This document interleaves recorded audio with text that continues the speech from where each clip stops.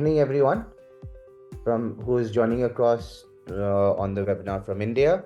We also do have participants who are joining us from USA, and it would be a good morning to all of them from their time zones. We'll be starting across shortly. We'll be discussing various aspects around SAT. We'll be giving you a complete understanding about it. Why is it important? What are the various factors behind it in terms of making a decision of when to examine, how to examine, what are the things that you need to know about this examination before you really go and attempt it across. But before we start across, I just want to give a few more minutes to a few of our parents to join across. I think we will just wait another minute or two to the maximum, and then we will then we'll be started on our journey on understanding the SAT paper itself. So I think we'll just wait a few more minutes before we can do so. One more information is, if there are any technical issues that you guys are facing during the session itself, please feel free to drop it onto the chat section. Before I start my presentation, I can take questions now, which you could drop onto the chat section itself. I'll try to cover them up in my session as I move along. If there are any questions during the session itself, please just keep a note of it and post it again at the end of my session in the chat section itself, where I will pick a couple of them and try to answer them to the best of my knowledge. So that's the overall time frame of our conversation. I will just be starting off with the presentation in a few more minutes. We're just waiting for a few more parents to join across. I can take the questions now or towards the end of our session. And for the session itself, we'll be discussing various aspects around SAT itself and why should a student be really attempting SAT, what are the benefits of SAT, and how does it really benefit you in your admissions journey. So just waiting a few more minutes and we will be started across on the presentation itself.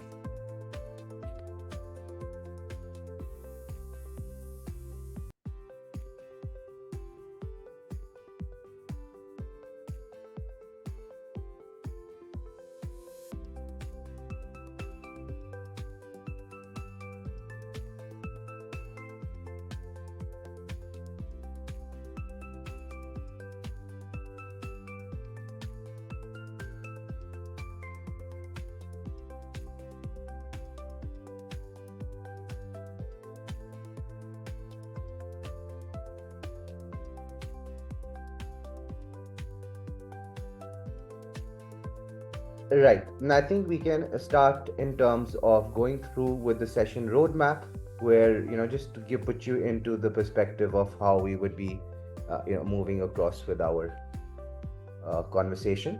So we will start with about SAT itself. We will discuss the digital framework, the new digital scoring, the SAT scoring as it has now changed, has become adaptive. We will look at the various sections, the maths and the English, and we'll conclude the first part off with the importance of SAT. We will then move across to your plan and the ways how you could achieve your targeted SAT score, a time frame for a kid who is in grade 10 and who is in grade 11. We will then move across to the Let's Bound approach, and we will try to give an understanding what the digital SAT lab is, what do we think as the pillars of success, and we will let you know about our SAT diagnostic, along with why you should be taking the SAT digital with success stories, and obviously the other services that we do provide. And as we do with every session of ours, we will leave you with a whole bunch of resources, and we'll also give you the opportunity to register for the SAT diagnostic, which will give you a very good understanding of your current position when it comes across to expecting or looking at a really good competitive. Now, before we start into the aspects of SAT itself, I'll just quickly introduce you the organization that is organizing the event today. Let's Unbound began with a focus on skill building, empowering elementary and middle school students with STEM, life skills, and mentorship skills. As these students progressed to the high schools, they started seeking college admissions guidance, and this is where we listened. We evolved our services to seamlessly integrate storytelling through applications in our already well-established mentoring programs. By combining personalized learning, skill development, and strategic admission support, we now guide students right from their early academic years to right moving them to global universities. Today, we have impacted more than 4,000 students across 25 countries and have delivered more than 1,25,000 hours of expert mentoring. Our commitment to excellence has earned us a 4.9 out of a 5 global rating. We have partnered with organizations as Harvard Student Agencies and Arizona State University Prep Digital, which really ensure that the students we work with receive a world class educational experience. So at Let's Unbound, we don't just prepare students for exam or prepare them for admissions, we actually really prepare them for life beyond just academics. Moving across to the people who have given us the vision, or the people who are really behind the organization. Amol has spent more than a decade within the industry of edtech. He has worked with organizations as Exceed, which is India's largest school ed platform, where he has successfully helped scaling more than 2,000 schools across 6 countries while impacting more than 250,000 students. He has consulted numerous startups in India and abroad, especially from IIT Bombay. Now, Professor Nishant, as we call him, he has counseled more than 1,000 students. He's got more than 10 years of experience within academy and industry combined, and he has been rated as the top educator with teaching and curriculum development spread right across from K-12 to executive MBA programs. He has been part of Mentor of Change, Atal Innovation Mission, and Niti Aayog. A little introduction about myself. So I have spent the last decade plus within consultancy in investments, financial industry, and edtech. I had done my own MBA from Symbiosis SCMHRD.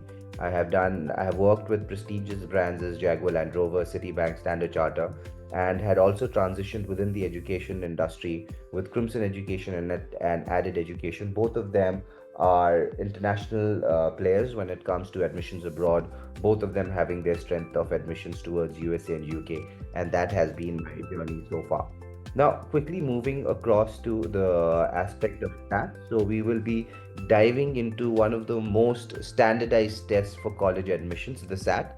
Whether you're preparing for it or you're just starting your research, understanding its history, purpose, and really the organization behind it will give you the right kind of foundation. So, SAT, originally known as the Scholastic Aptitude Test, was first introduced in 1926. Over the years, it has evolved to better assess students' critical thinking and problem solving skills. Today, the SAT remains really a widely used college admissions test, primarily from United States, but it is also used by universities worldwide. The College Board, the organization behind the test itself, is a non-profit organization which was founded in 1900s. This is the organization that would be administering that itself. The mission of the organization itself is to expand access to higher education by really providing standardized assessment resources for students. So a few other examples that College Board does give you would be a PSAT or an MSQT, which is a practice SAT or a qualifier for your national merit scholarships. Along with that, they also do provide you with APs, advanced placements, which are college level courses and exams that could also help you on college credits. They also do help you stand across in your application. We do a lot of other webinars which also just focused on advanced placements themselves. So you could join or you could access one of my recordings online as well to really just specifically understand about the offering of advanced placements from that same organization, College Board. Now, the SAT plays a crucial role in college admissions, offering students an opportunity to really demonstrate their academic strengths. While many schools have really adopted test optional policies, a strong SAT score can still provide a competitive edge, and especially for your scholarship that you may be looking across at. Now that we have understood what the SAT's background is and its overall role in the education, let's really try to explore the digital SAT framework and how it's structured and what skills does it really assess. So we'll just first move across to really trying to understand what is that whole framework. So now that we have really understood what the role that SAT would be playing across in your college admissions, let's really now look at the digital framework itself, how the test is structured, and what does it all really evaluate. So the digital SAT has been designed to take test taking experience more streamlined, secure, and really focused on the skills that truly matter for your college and beyond. Here, the key aspects in the new SAT format is that, firstly, the duration. It's going to be lasting for 2 hours and 14 minutes, which is really shorter than the previous paper-based version. It would be consisting of two sections. So you'd have your math section, which would be covering topics within algebra, advanced mathematical concepts, and data analytics. Second section would be around evidence-based reading and writing, which would be really assessing your comprehension, grammar, reasoning, and analytical skills. The test is now administered online, making it more efficient and accessible while also improving the security of the whole examination. One of the most important changes in the digital SAT. मैंने राजू के थोड़े से notes बनाए हैं और उसको WhatsApp पे I'm just sorry for that disturbance. Just starting that again. One of the most important changes in the digital uh, yeah, so one of the most important changes in the digital SAT is the real shift away from memorization and towards the real world application of knowledge itself. So instead of just testing how well students remember formulas or grammar rules, the SAT now really evaluates how they can really apply these concepts in different contexts, whether in a problem solving area or reading comprehension or logical reasoning. The test is also very adaptive, meaning that the test is not in those terms are very adaptive. It is really adaptive, as I'll just be giving you that explanation in that next section, how two sections have been given across dependent on how you'll be typically answering them. The difficulty of the questions are changing, so it is adaptive to that level, meaning the difficulty of questions will really adjust on the students' performance. I will just run you through in the next slide on that aspect. These updates really have ensured that SAT is a better reflection of critical thinking and problem solving abilities, skills that are really highly valued both by universities and obviously in that terms by admission officers themselves. Now that we have taken a look and we've understood that how the overall test is structured, let's move on to that next important point that I was saying. How does that SAT scoring work? What do we really mean by that SAT is an adaptive examination? Sorry, so what are we going to be typically looking across? So how SAT scoring really works and how performance is going to be evaluated. One of the biggest changes in the digital SAT itself is that now it has become an adaptive test. But what does that really mean? The SAT is divided into two stages, as you can see on my screen, one for reading and writing and the other one for math. Everyone starts with the same stage as stage 1. This includes a mixture of easy, medium, and hard questions. Now, however, based on the performance that you have gotten within your stage 1 part, you would be placed in the two different stage versions. If you perform well in stage 1, you move to harder stage 2, which contains mostly medium and hard questions. If you perform weaker in stage 1, you move to easier stage 2, which contains mostly easy and medium questions. So what this means is that your performance in the first stage really determines your scoring range. If the students who gets placed in the harder stage 2 can really achieve the highest scores, really moving up to 800 per section. On the other side, if the student who gets placed in the easier stage 2 will have a lower maximum possible score capped around 600 per section. So what does that SAT use? What's that whole adaptive testing? This adaptive system helps to create a more accurate and personalized assessment while also making the test shorter and more efficient. Since students only answer questions suited to their skill levels, the test feels more tailored and avoids unnecessary repetition of very easy or very difficult questions for any specific student. So the key takeaways for the SAT scoring itself: your performance in stage 1 is extremely crucial. It will determine which stage 2 you will get. Stage 2 difficulty affects your final score range. Only students who enter the harder stage can score the highest range.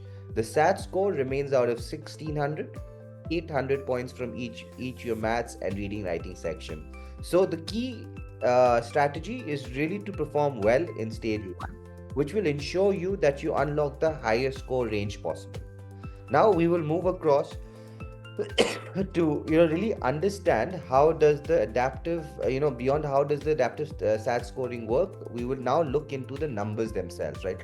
How are the scores distributed across different sections, and what does it mean for your preparation overall? So breaking down the SAT score, as I've already informed, the SAT score is scored out of 1600. Could you just give me a second? I'll just like to grab a quick glass of water.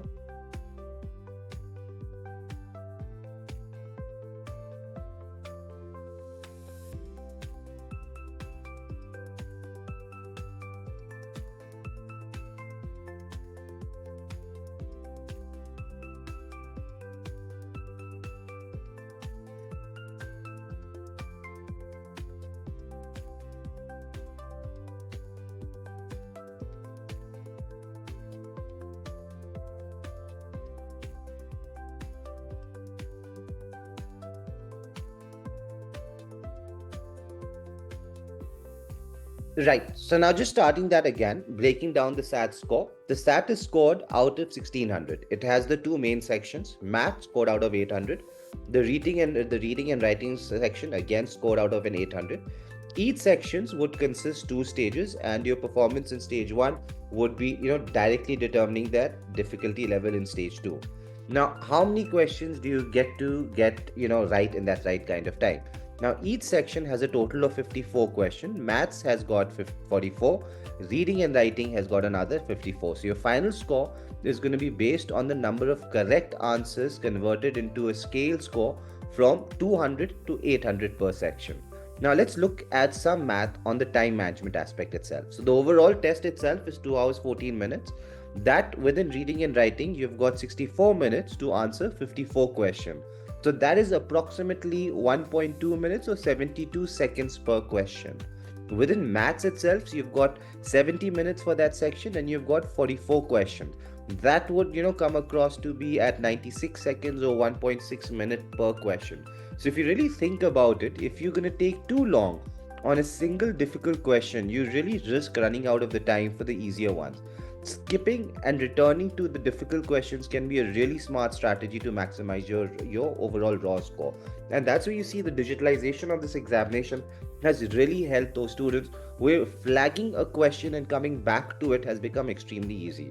Now, how can you maximize your score? So if you answer 40 out of 44 maths correctly, you will be likely scoring around the 750 780 in your math. If you get approximately, let's say, 48 or 54 reading and writing questions right, you can expect a score around 730 to 760 range. Even if you miss a few hard questions, maintaining accuracy on medium difficulty questions can really keep your score high. Now, the final takeaway would be that the SAT is not just about getting every question right itself, but it's about strategic accuracy and time management. Prioritize easy and medium question difficulty to ensure the higher raw score.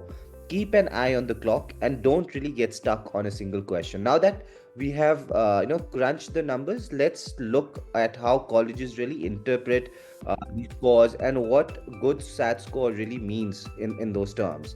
Right. So we will also then look into your math structure. Give me a second. So your math structure, if you'd see, the math section consists of four major content domains, each carrying different weight.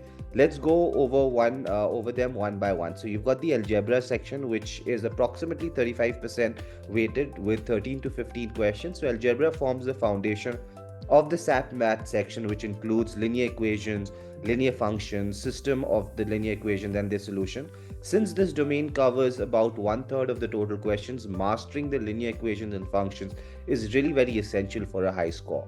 Then you'd see the geometry and the trigonometry section, which has got another 35% weighted, and again it has got your 13 to 15 questions. So again, going over your topics as linear equalities, your equivalent expressions, non-linear equations, system of equations. So many students find trigonometry and non-linear equations challenging, so dedicating extra practice time to all of these topics that I've just mentioned can be quite beneficial. You then also have your advanced maths and problem solving data analysis, which is both again at 15%, moving across to 5 to 7 questions. You can see the both topics which are quite complex when you look into the advanced math section with ratios, rates, and proposition relationships. You also do have the topics within one variable and two variable data analysis along with probability and statistics. The other part within problem solving and data analysis, it will be covering over aspects as area, volume calculations, lines and angles, triangles. So these are all the overall topics that you need to look across. The most important things that you need to focus is that algebra, geometry and trigonometry really account 70% for the math section. So if you're really doing well over on these topics, then that is exactly where taking up that SAT examination is perfect for you. Now, along with that, the advanced maths and problem solving really contribute 30% to this whole journey. So, while they're important, they should be really treated as your secondary priorities, while your primary agenda within the SAT section for maths will remain around your algebra, geometry, and trigonometry. Now, time management is also a very important part. For example, if you have 70 minutes, 44 questions, you should really aim to you really question in each question in about 1.6 minutes and ensuring accuracy in that same time format. So, mastering the most frequently tested concepts will really maximize your scoring efficiently. Now we will move across to the next aspect. We will look into the next part of the SAT breakup, the reading and writing section. We would now let's just like in maths itself, understanding the content breakdown would really help you prioritize the study areas and maximize your score. The reading and writing section is really designed to test your ability to analyze, interpret, apply knowledge of the English language effectively. It is divided into four content domains, each contributing to a specific percentage of the total score itself. So just like in the math section, here the sections are again divided, and I'll just let you know the percentage of the focus that you need to put there. The craft and structure and information and ideas approximately the same, weighted around 28-26% respectively, with 13 to 15 questions coming across. The craft and structure section would be really focused on words, sentences and passages are structured and how meaning is really conveyed. The key skills that are testing would be words in context, understanding how words choice affects meaning, structure and purpose, cross text connections, making connections between multiple passages. So all of that would be a very key area to be testing. Information and ideas, so you'd be also tested on skills as the central ideas, detailing, identifying the main passages or main points in the passage. The command and evidence, that let's say the textual evidence, finding the direct support for answer. Quantitative evidence, interpreting data presented on tables, charts, graphs, and a lot of instances would be part of this section. Along with that, you'll be also tested on the standard English convention and expression of ideas, with both of them having 26 and 20% weighted respectively. The key takeaways would be that graph and structure and information, the ideas make up more than 50% of the section.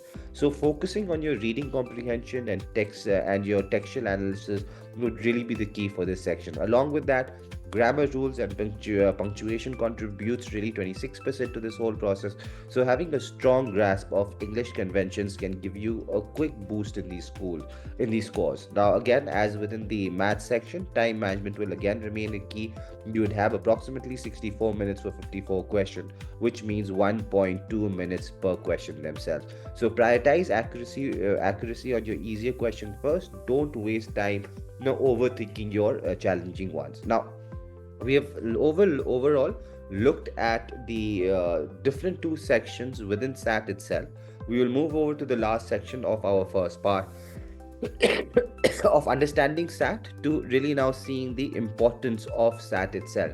Now we want to see why SAT is really still mattering in these college admissions. Over the past few years, many universities have adopted sorry, a test optional policy due to the pandemic that happened back in 2020, allowing students to really apply without a SAT score and ACT score. However, this trend is now shifting. Just give me a second.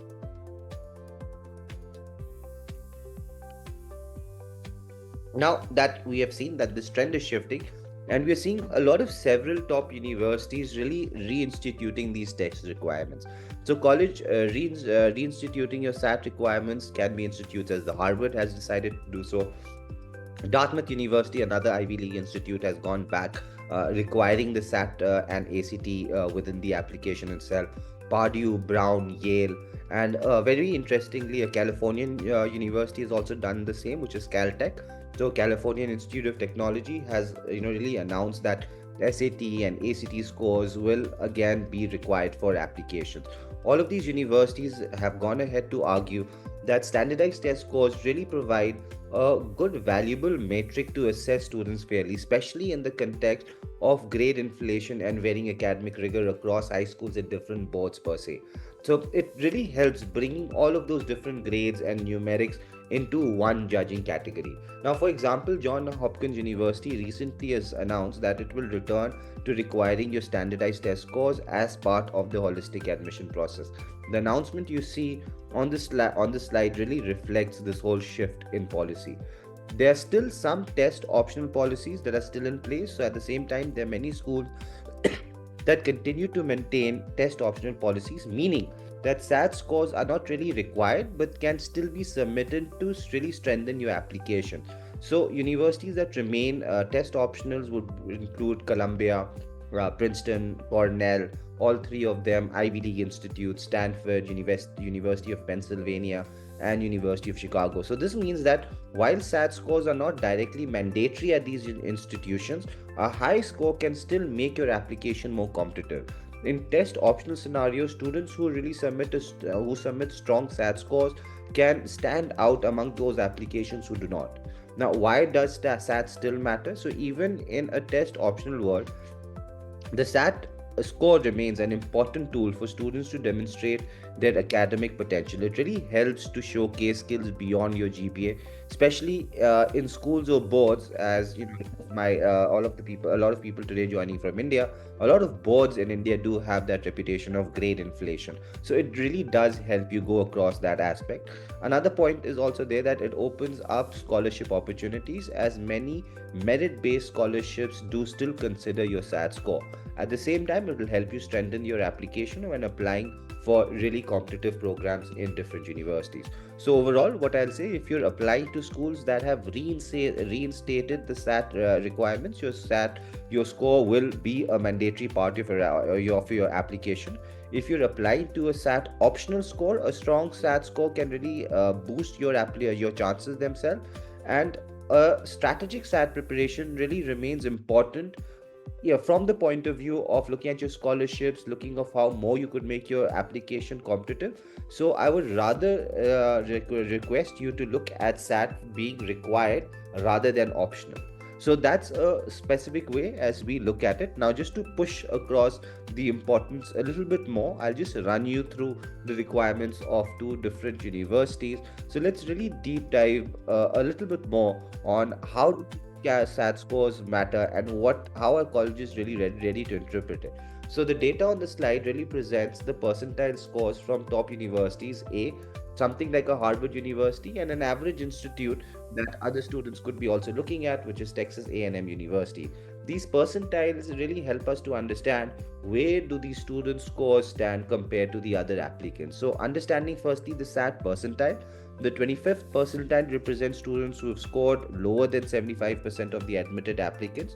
The 50th percentile remains the median score, so half of the admitted students scored above and half scored below. The 75th percentile represents the highest scorers themselves. Students in this range are normally the top 25% of the admitted applicants. So, for example, looking at Harvard SAT percentile score, the 25 percentile SAT score is 740 in your English section and 760 within your math. At 50%, it goes up to 760 and 790. And within the 75th percentile, it is around 780 to 800, meaning the top scorers nearly max out the test. Now, at Texas A&M University, the percentile composite for SAT score is at 1160, while the 75th percentile is around 1380, meaning students need to score the mid to high range of 1300 to be really competitive within this institute. Now, what does it really mean to you? So, the at Harvard, nearly 92% of the scores were between 700 to 800 in the SAT evidence based reading and writing, and 95% score was between your 700 to 800 in math. So, this tells us that if you need to be competitive enough at an Ivy League school, aiming for at least 1500 plus in your SAT score is going to be crucial.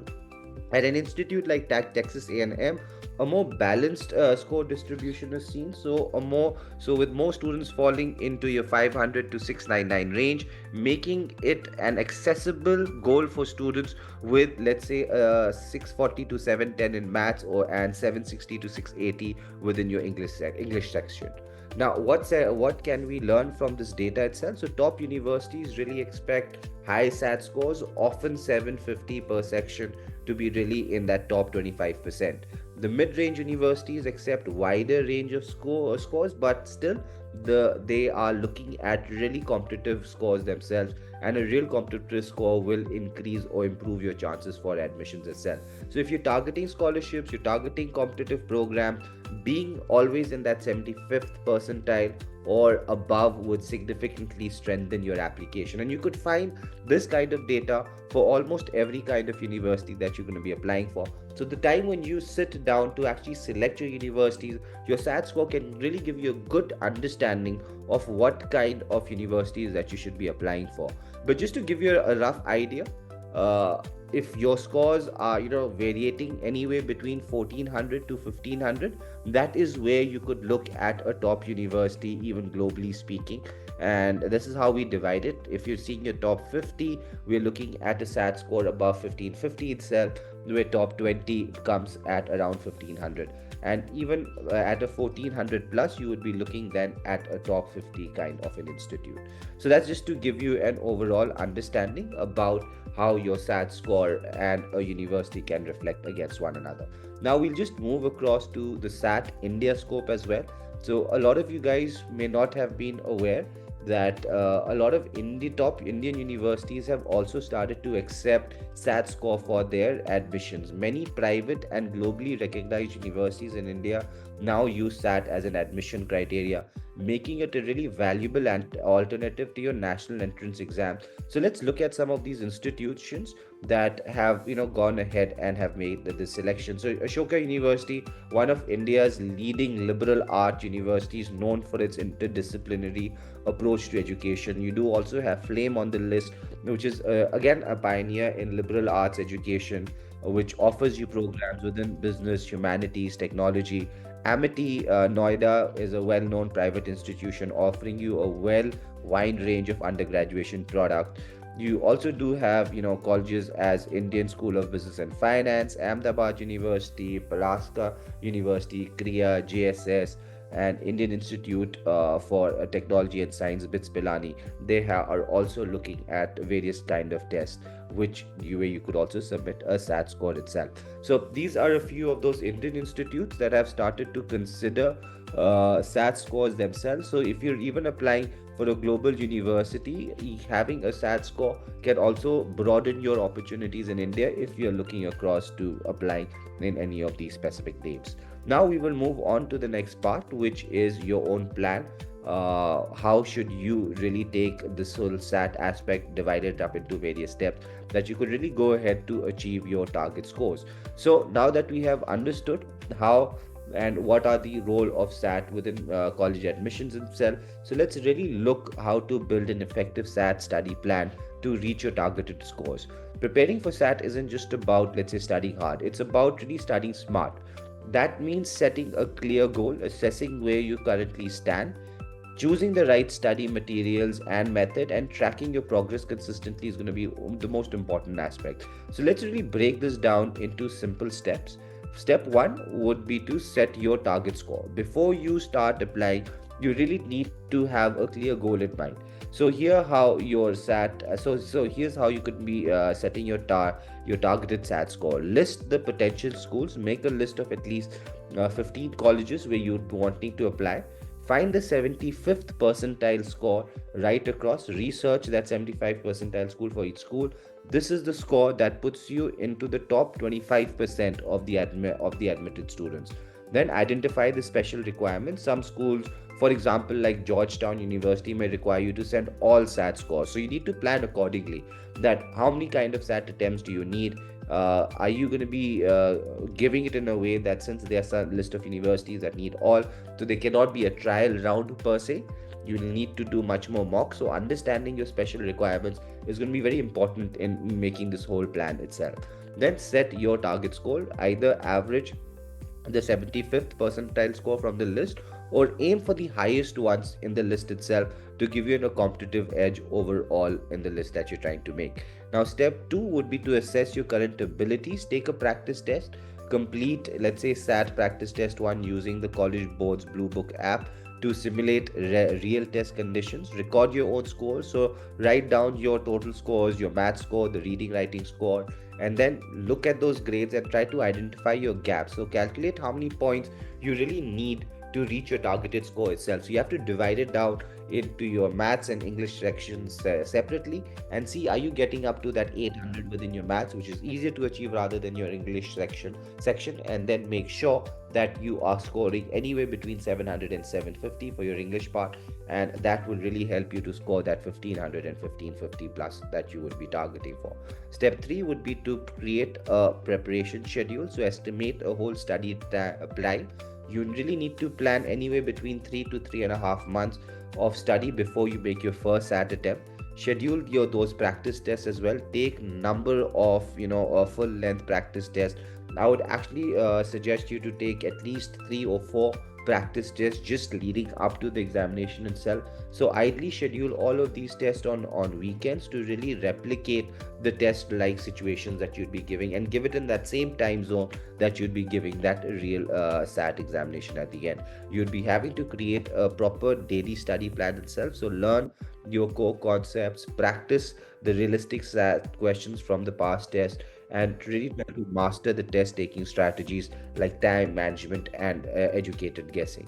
Now, beyond that, you need to really track your progress. So, write down the whole study plan, see how your grades are improving by monitoring your progress, and always try to move back to refine your schedule based on the weakness areas, based on the progress that you're typically seeing, and how you would like to change the graph of the same. Look for as much as additional support out there. You would be seeing a lot of material which is available on YouTube, a lot of material which is also available by College Board itself, which would really get you in that right kind of grade. So overall, you need to set your target scores based on your dream schools. Assess where you stand with the practice test, create a complete structure, a time bound prep plan, and then overall keep on tracking your progress and adjust your strategy as and when needed to get that eventual SAT score that you have done, either through your dream schools or through by assessing your current situation. So SAT is not just about what you know, it's really about how well you have prepared and how strategically you have approached that test. With the right plan and consistent effort, you can really hit the target score and boost your college admission chances. So now we will move across to various checkpoints and milestones that we would like to put across for students in grade 10 and grade 11. So we'll start with the kids in grade 10. We've got students from India and from USA both. I would imagine the kids from USA would be sticking to the bottom timeline of IGCSE and IB both, along with the Indian kids that are on international curriculum. But overall, the time frames are very similar. So if you're in grade 10, the earliest attempt that you should be putting across would be in June 7th. That is assuming some of your syllabus being completed by that stage. Largely, I would be suggesting students to be really attempting between their first attempt coming anywhere between November to December, where their final attempt then should be pushed over to May itself. These are few date lines that are currently open where you could go across and register. The timelines that you see at the bottom is for a student which is currently in your IB and IGCSE. So those are a few timelines that you could look across at. Now, moving to the next part, which is, sorry, just one second, of grade 11. So it is just again that the first attempt that you could put across, that if you're already 11, would be in May, and you need to conclude all of your SAT attempts by August, because by the time that you hit October, your application should be ready for application. The same thing is again being the narrative for students which are on international boards. You really need to make your attempt as soon as possible, and your 7th June to 13th September would be the next slots that would be available, and you should also conclude your SAT attempts before the month of October itself. Now we will just move to our own approach, that how do we really move ahead and help students in preparing for this whole SAT journey. What we call our product, which is really dedicated in helping students getting the right kind of SAT score, is our digital SAT lab. We start with a whole diagnostic where we help students to assess their primary skills in order to really guide them better as they move towards their desired score. So I would just at the end of the session itself will leave you with a link that you will be able to go to the SAT diagnostic and get a diagnosis for over your own skills done. Along after we have done the diagnostic, we create a personalized study plan in which we will help you really individually understand your weakness areas, your strength areas that you really need to go across to get to that final 1500, 1550 kind of a SAT score. We also do provide one-on-one live tutoring sessions with the best mentors, and we also do give you exclusive strategy over SAT and decision between SAT and ACT at the same time. At the same time, you'd also have your full length mock test and live scores that you'd be able to give across. We normally do provide with our full package of 20 different full length mock tests, where the final SATs becomes just a 25th mock test in its own way.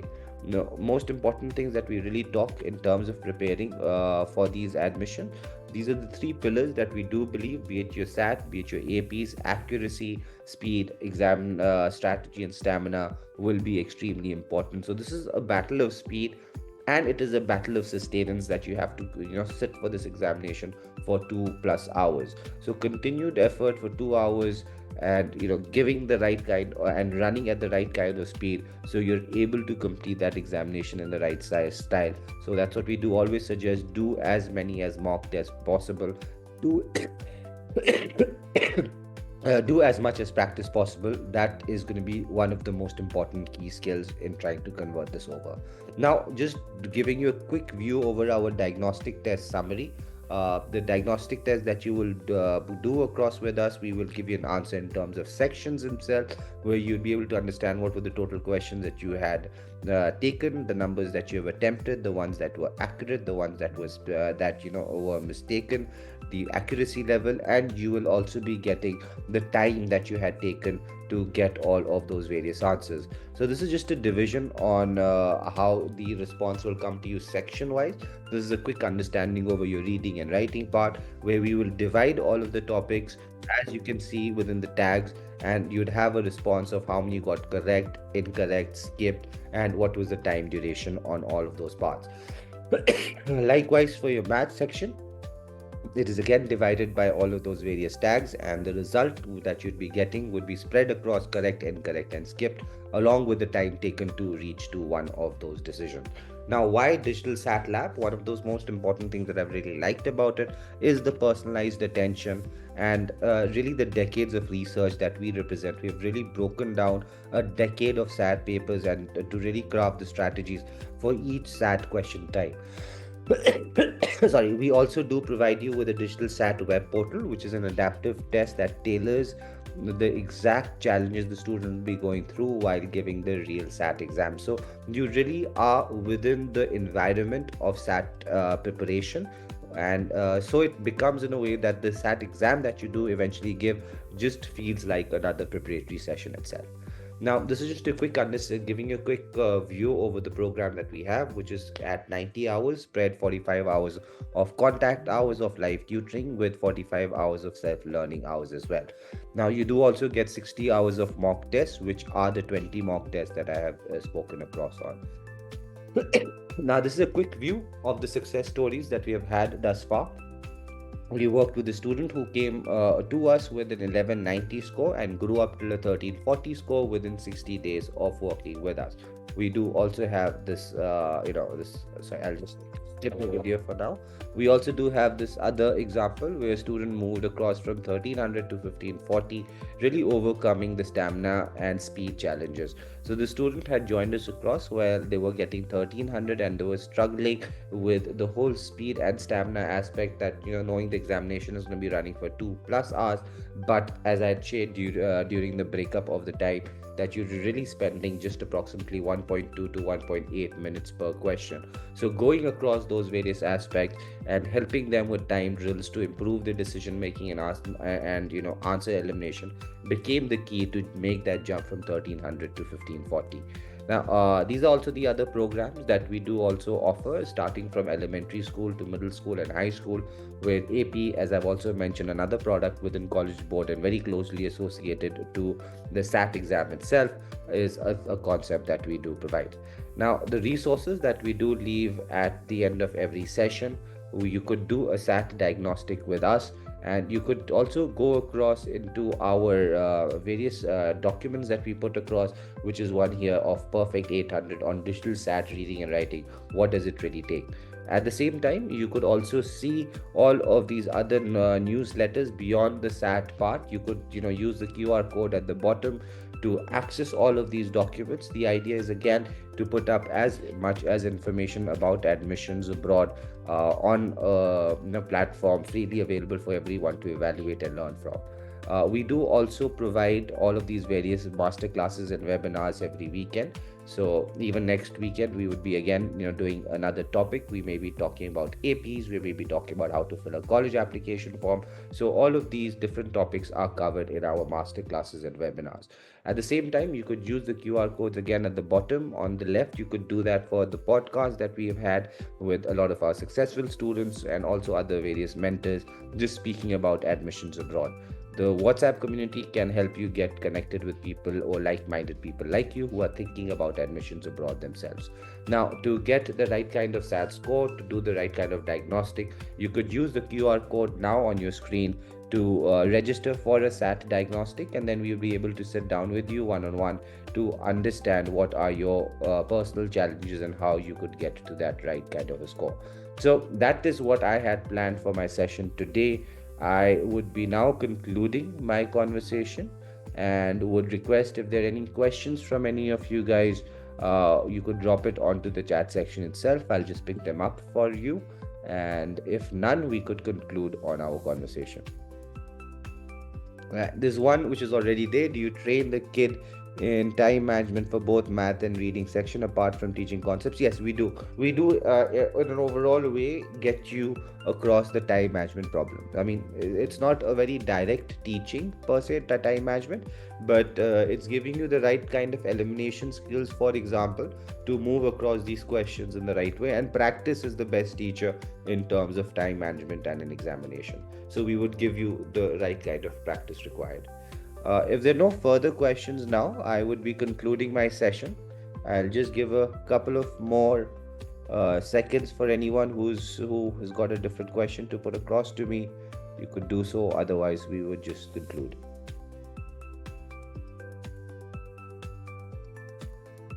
Right. So thank you for attending the session. I hope the session brought value to you guys and you are able to understand the SAT issue better than you were understanding at the start of the session itself. So thank you. I'm just concluding the session itself.